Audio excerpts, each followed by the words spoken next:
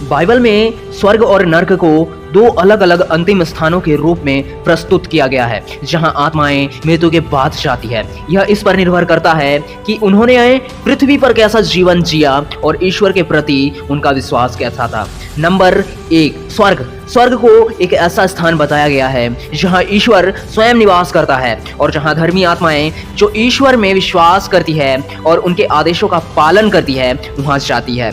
इसे आनंद, शांति और ईश्वर की उपस्थिति का स्थान माना जाता है। यहीं पर ईश्वर अपने विश्वासियों को अनंत जीवन का पुरस्कार देते हैं। प्रकाशित वाक्य 21:4 में लिखा है, और वह उनकी आंखों से सब आंसू पोंछ देगा, ना मृत्यु रही, ना शोक, ना विलाप और ना पीड़ा। नंबर 2, नर्क को एक ऐसा स्थान माना गया है जहां वे आत्माएं जाती है जिन्होंने पाप किया और ईश्वर की आज्ञाओं का अवहेलना की। यह दुख, अंधकार और अनंत दंड का स्थान है। इसे आग की झील या गहना के रूप में वर्णित किया गया है। मत्ती 13:50 में लिखा है, और उन्हें आग की भट्टी में डाल दे गए, वहां रोना और दांत पीसना होगा। बाइबल में स्वर्ग और नर्क से संबंधित कई उदाहरण और कहानियां दी गई है जो इसके स्वभाव और उद्देश्य को समझाने में मदद करती है। आइए कुछ उदाहरण से इस बात को समझते हैं। नंबर 1, स्वर्ग का उदाहरण। लूका 23:42 से लेकर के 43। यीशु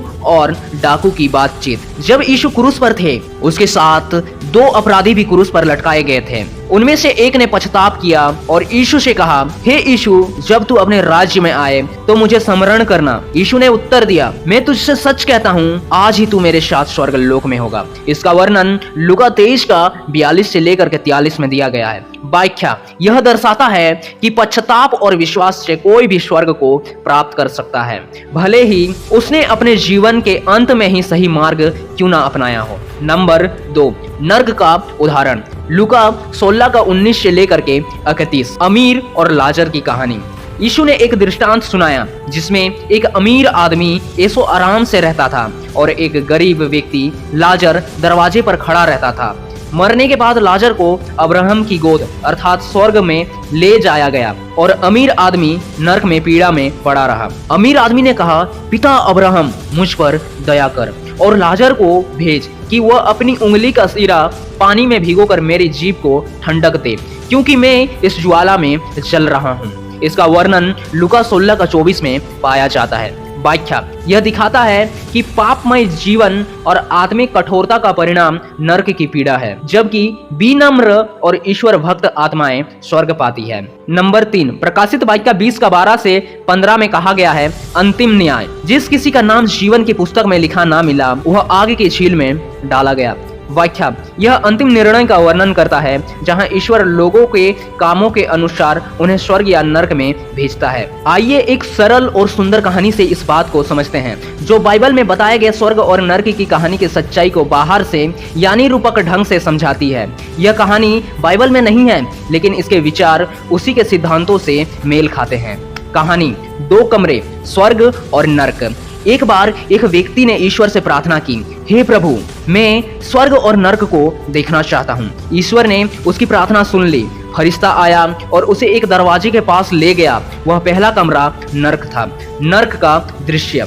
कमरे के बीच में एक बड़ा सा बर्तन रखा था जिसमें स्वादिष्ट भोजन था। उसके चारों ओर लोग बैठे थे। उनके हाथों में बहुत लंबे चम्मच थे, इतने लंबे कि वे मुंह तक नहीं ला सकते थे। हर कोई भूखा था, झगड़ रहा था, चीख रहा था। उसके पास भोजन था लेकिन कोई खा नहीं पा रहा था। चारों ओर दुख, क्रोध और पीड़ा थी। फरिश्ता उसे दूसरे कमरे में ले गया। यह स्वर्ग था। यह दृश्य बिल्कुल वैसा ही था, वही भोजन, वही बड़े बड़े चम्मच, वही व्यवस्था। लेकिन यहाँ सब लोग खुश थे, हंस रहे थे और संतुष्ट थे। क्यों? क्योंकि हर कोई अपने चम्मच से दूसरे को खिला रहा था। सब एक दूसरे की सेवा कर रहे थे और इसीलिए सबको भोजन मिल रहा था।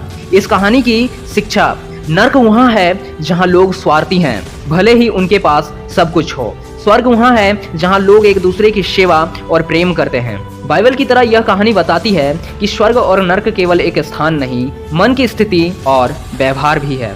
आशा करता हूँ दोस्त, मैंने जो कुछ भी इस वीडियो में आपको बताया आपने समझा होगा। चलिए बढ़ते चलिए एक आत्मिक जीवन की ओर। मिलते हैं किसी अगले वीडियो में अगले वचन के साथ। तब तक के लिए मेरे दोस्त सभी के लिए जय मसीह।